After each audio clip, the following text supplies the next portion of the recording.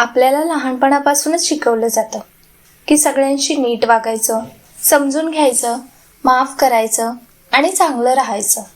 आणि खरं सांगायचं तर चांगुलपणा ही खूप सुंदर गोष्ट आहे.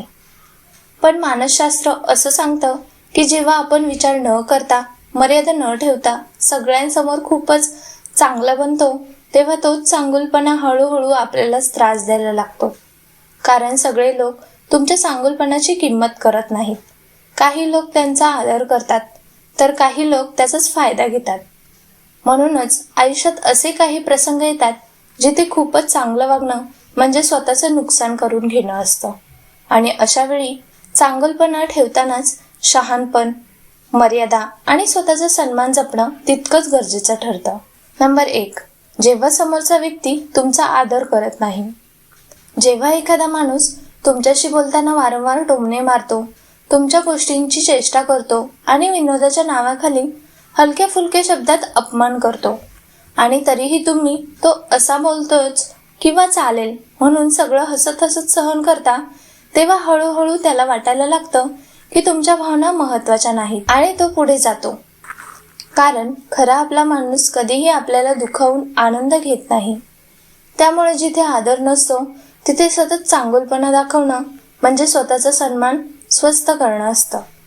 आणि अशा वेळी भांडण न करता, आवाज न चढवता, पण स्पष्टपणे हे मला आवडत नाही असं सांगून स्वतःसाठी ठामपणे उभं राहणं फार गरजेचं ठरतं.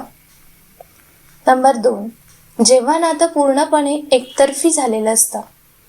जेव्हा एखाद्या नात्यात तुम्हीच नेहमी समजून घेणारे असतात, चुका माफ करणारे असता, फोन, मेसेजचा पुढाकार तुम्हीच घेत असता, भांडण झालं तरी समाधान करण्याची जबाबदारी जेव्हा तुमच्यावरच येते आणि तरीही समोरचा माणूस फक्त अपेक्षा ठेवणारा, मदत घेणारा आणि स्वतः काहीच न देणारा असतो, तेव्हा ते नातं हळूहळू थकवणारं बनतं.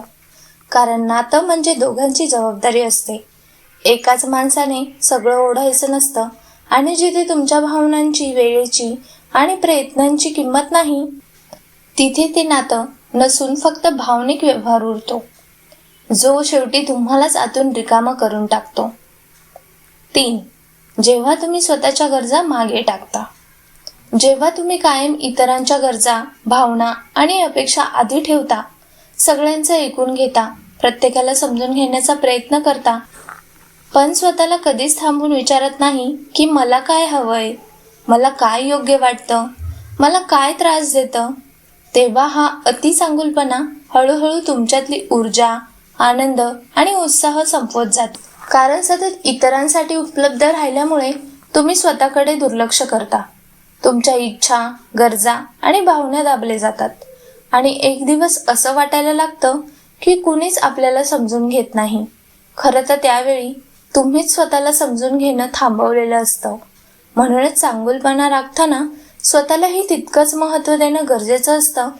कारण स्वतः रिकामे राहून कोणालाही खऱ्या अर्थाने आनंद देणं शक्यच नसतं. 4. कोणी तुमच्या चांगुलपणाचा फायदा घेतो. काही लोक असे असतात की तुमच्याशी खूप गोड बोलतात, काळजी दाखवतात आणि आपलेपणाचं नाटक करतात. पण हे सगळं फक्त तोपर्यंतच असतं जोपर्यंत त्यांना तुमची गरज असते. तुमचा वेळ, मदत, सहानुभूती किंवा पाठिंबा हवा असेपर्यंत ते तुमच्या जवळ राहतात आणि गरज संपली की हळूहळू दूर जातात किंवा दुर्लक्ष करतात. अशा वेळी तुम्ही जर अजूनही खूप चांगले राहून सगळं समजून घेत राहिलात तर ते चांगुलपणा नसून स्वतःचं नुकसान करून इतरांना फायदा करून देणं ठरतं.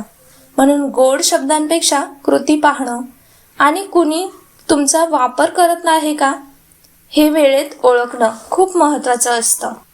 नंबर 5. जेव्हा तुमचं हो तुमच्या मनाविरुद्ध असतं. अनेक वेळा असं होतं की मनातून नाही, वेळ नाही, शरीरात शक्ती नाही, तरीही आपण समोरच्याला वाईट वाटू नये म्हणून हो म्हणतो. पण अशा प्रत्येक हो बरोबर आपण स्वतःला थोडंसं मागे टाकत असतो. सुरुवातीला हे साधं वाटतं, पण हळूहळू सतत स्वतःच्या मनाविरुद्ध वागल्यामुळे मन थकायला लागतं, चिडचिड वाढते आणि आतून रिकामं झाल्यासारखं वाटतं. म्हणून मानसशास्त्र सांगतं की नेहमीच सगळ्यांना खुश ठेवण्याचा प्रयत्न करणारे लोक एक दिवस स्वतःच तुटून जातात. त्यामुळे गरज असेल तेव्हा शांतपणे नाही म्हणणं हे स्वार्थ नसून स्वतःची काळजी घेणे असतं. मंडळी, चांगुलपणा ही गोष्ट कधीच सोडायची नाही, कारण चांगलं असणं माणसाला माणूस बनवतं.